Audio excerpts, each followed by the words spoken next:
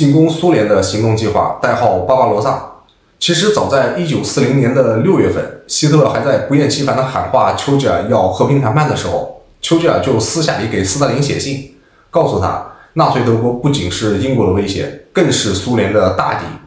斯大林当时非常不以为意，他觉得丘吉尔就是败军之将不可言勇，如果不是希特勒临时起意在敦刻尔克海滩放了他们一马，英国早都亡国了。他认为丘吉尔这个时候给他写信，就是想拿苏联当枪使，因为希特勒在西线咄咄逼人，而这个时候如果苏联可以在东线背刺一下纳粹德国，就可以大大缓解英国的压力。在看到英军在法国的表现，斯大林更是坚定地认为英国已经半个身子都躺在棺材里了，所以他不仅没有回复丘吉尔的建议，反而是一转头就一五一十地把英国人的意图告诉了希特勒。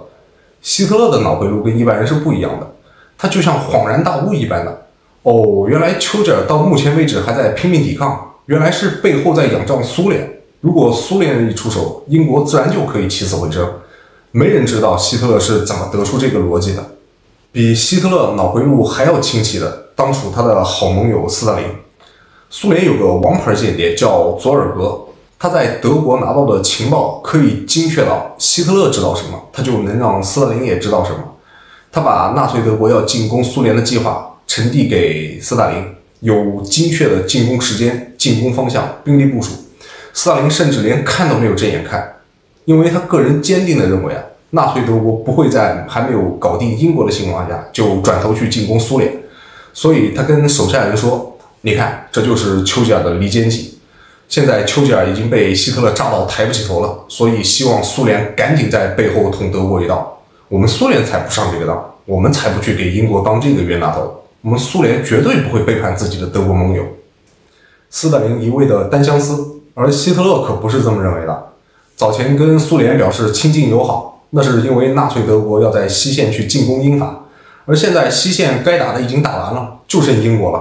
一时半会之间既拿不下英国，英国也不会反攻回来，所以刚好有空来对付苏联。而另一场战争的结果也促使希特勒觉得，与其现在跟英国一味的僵持下去，不如先抽出手来把苏联这个好啃的骨头先啃下来。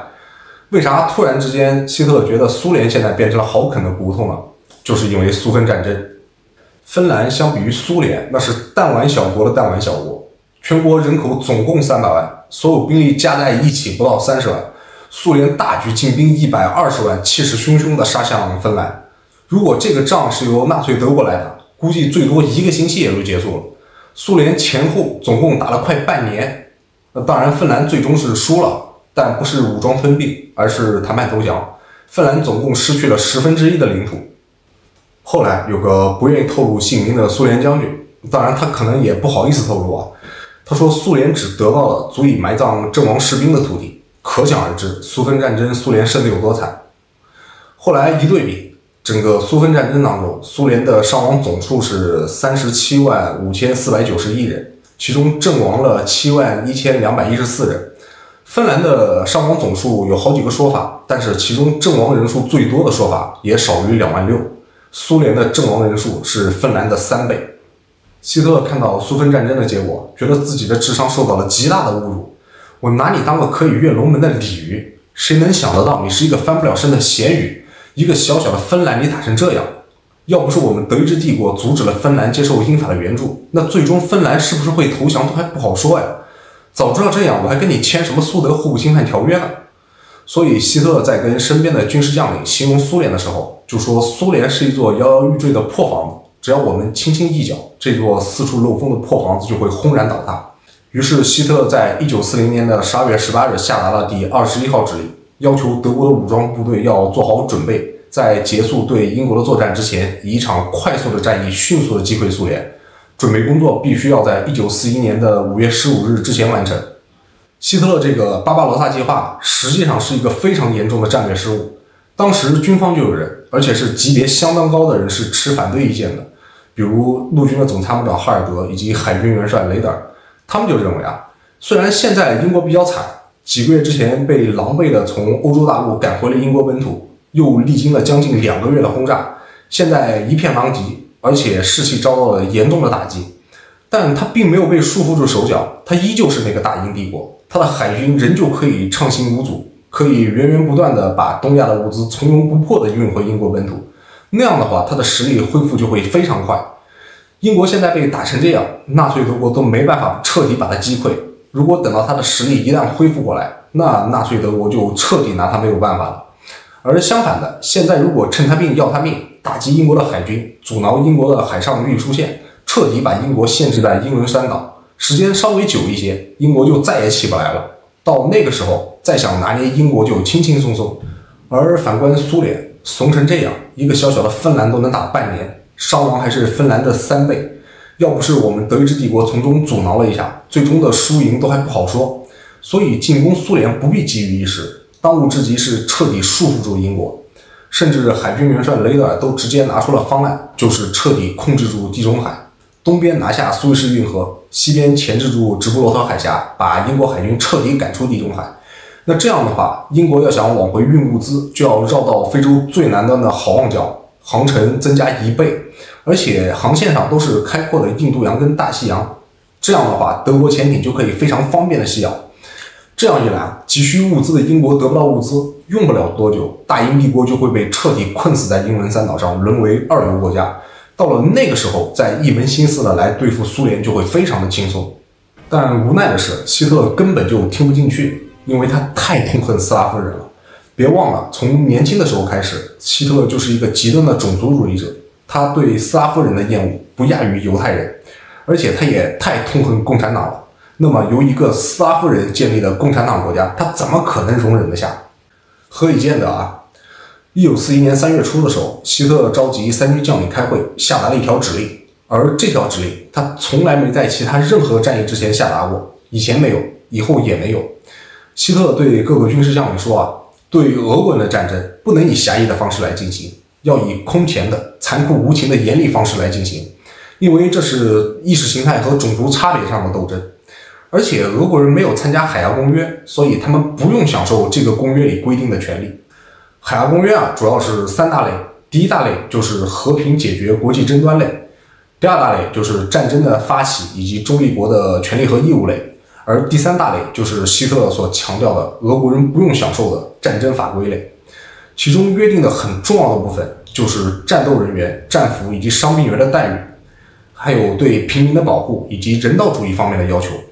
希特勒要求他的军事将领们不用给予俄国人海牙公约的权利，意思很明确，就是碰到俄国人不用讲什么道义，直接弄死就完了。就在希特勒紧锣密鼓地做击溃苏联的准备的时候，他的好兄弟意大利法西斯头目墨索里尼也想闹出一点动静来。早先在占领法国之后，希特勒只分给他一些不太有价值的法国领土，所以墨索里尼很不高兴，于是决定自己也去抢占一些回来。即便希特勒跟他千叮咛万嘱咐，暂时不要惹是生非，因为经过法国一战，希特勒太清楚墨索里尼几斤几两了。但墨索里尼偏偏不信邪，偏要去入侵希腊，而且自信满满的说，意大利对希腊那都不能叫入侵，充其量只能叫做去雅典武装游行。结果从1940年10月开始，打了半年，愣是没打下来。到了1941年的4月，被希腊反攻了回来。眼看意大利本土有失守的危险，墨索里尼赶忙去找希特勒求救。希特勒都气疯了，老早就跟你说过，让你不要惹是生非，你偏不听，自己几斤几两心里没点数吗？不过希特勒这一点倒还是蛮仗义的，不像墨索里尼。于是1941年的4月初，希特勒让威廉·李斯特率领第12集团军的15个师进攻希腊。结果到了4月23日，希腊投降。墨索里尼打了半年都没能拿下的希腊，被希特勒半个月拿下了。不止在希腊，墨索里尼丢脸都丢到非洲去了。意大利的部队在利比亚也被歼灭，希特勒不得已又派了一支装甲师到非洲去帮助意大利，并且把隆美尔也派了过去。隆美尔一到非洲就迅速地稳住了阵脚，从利比亚一路往东推进了1600公里到了埃及。只要保障充足，眼看着就可以轻松地夺下苏伊士运河。而这个时候，海军元帅雷德尔又再次建议希特勒应该一举夺下苏伊士运河，先束缚住英国，再往后就可以通过土耳其北上协助进攻苏联。这个建议也得到了当时身在非洲的隆美尔的赞同。而最担心他们会这么干的，恰恰就是英国首相丘吉尔。丘吉尔在给美国总统罗斯福写的信当中明确地表示，如果纳粹德国夺下了苏伊士运河，那再往后英国想要翻身就几乎不可能了。但是希特勒的眼界停留在了陆地上，而且他对苏联的执念没有人可以撼动。希特勒觉得，为了救援意大利，原本5月份就要进行的巴巴罗萨计划已经被推迟了，现在无论如何都不能再拖延了。至于苏伊士运河的问题，可以等到巴巴罗萨计划结束了之后再来考虑。于是，进攻苏联的巴巴罗萨计划最终被定在了1941年的6月22日进行。值得一提的是，苏联的王牌间谍佐尔格在希特勒发动进攻的头一天，把详细的进攻计划递交给斯大林。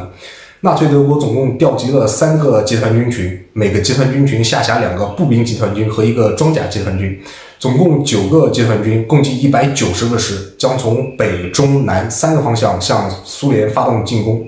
北方集团军群进攻列宁格勒，中央集团军群进攻莫斯科，南方集团军群进攻基辅。斯大林还是不信。不止佐尔格，英国大使在给苏联的情报预言当中也说明是6月22日战争爆发。佐尔格说的斯大林都不信，英国人说的他就更不会相信。战备等级没做任何调整，以至于纳粹德国的坦克打进来，苏联的边境指挥部给中央发电报，问遭受到进攻要怎么办。中央给的回复非常有意思，竟然问他们为什么不用加密通讯。苏联的边境指挥部哭笑不得，苏联遭受到入侵，这是战争，不是演习。1941年6月22日凌晨3点半，希特勒选择了一个最死寂的时间点对苏联发动入侵。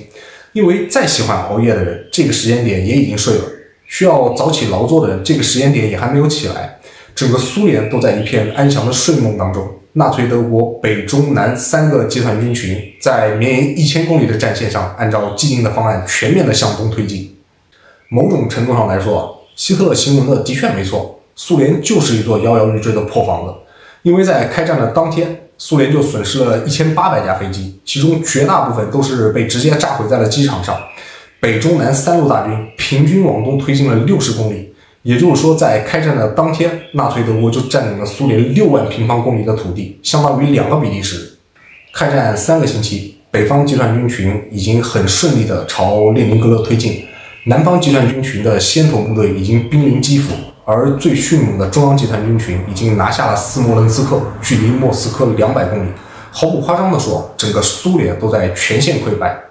尽管有些高级将领也表示，他们遭遇到了前所未有的抵抗。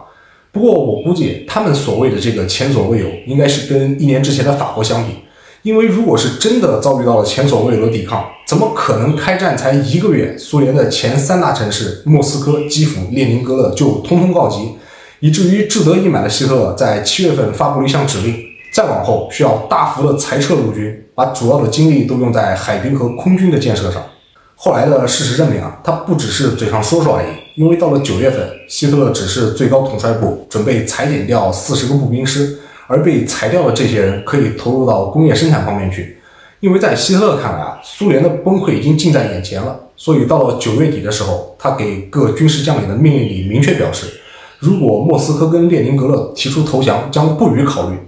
特别是列宁格勒，他看不出这个城市有任何存在在地球上的必要。任何要求接管列宁格勒的请求将不予考虑，因为那里居民的生存不应该由我们德意志帝国来解决。如果你不知道什么叫做小人得志的话，看看当时的希特勒就知道了。10月3日的时候，希特勒向全国人民发表讲话，宣布苏联已经崩溃了，德国得到了比他当初上台的时候还要大2倍的土地。但是这个时候情况已经不像他形容的这么乐观了。虽然半个月之前他们才刚拿下了基辅，基辅战役是人类有史以来最大的核围战，在基辅核围当中，光苏联的战俘就抓了66万。到了10月2日，德军发动了台风行动，正式对莫斯科发动进攻。也正是从这个时候开始，战局对于纳粹德国来说开始急转直下。一路高歌猛进的德军再也没能延续之前不败的神话，因为他们面临的是苏联的冬天。而上一个面对俄国冬天的人是1812年的法兰西皇帝拿破仑。